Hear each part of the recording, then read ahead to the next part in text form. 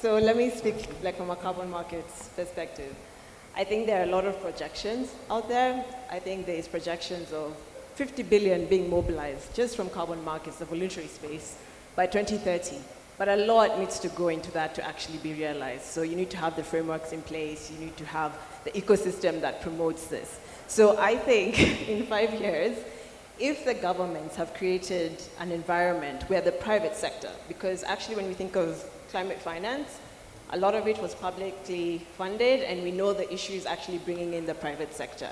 And carbon finance is actually catalytic. So what he was talking about in terms of subsidizing, it's supposed to be used with other financial instruments to actually make technologies that are too expensive come onto the ground. So if we prioritize this type of technologies in these sectors that we're talking about, agriculture, clean cooking, mini-grids, energy, electrification, waste management, all of that, you create opportunities now to create projects that can come up from these sectors, and then bring in the resources that we have. We can't forget the youth, you know? How are we creating opportunities for them to start up businesses like this? But also, how do the financiers feel safe enough to invest? Because he talked about risk, and I think it's different across different financiers.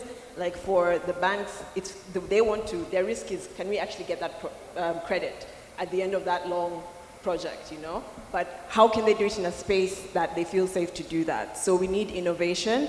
We can have regulatory sandboxes that can promote this, but ideally, let's have policy that is aligned with our climate priorities and then now enhances our resources.